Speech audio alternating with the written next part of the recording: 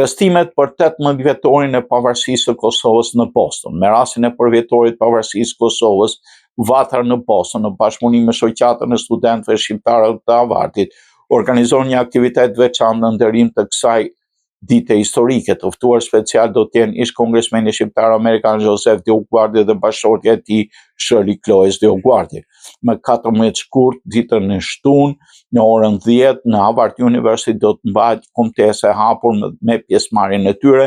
Më pas në ora 12 do të mbidhen në sheshin e Bashkisë së Bostonit për ceremoninë e ngritjes së flamurit të Kosovës organizuar nga Vatra dhe Mazbesa në nderim të dëshmorëve dhe sakrificës për liri.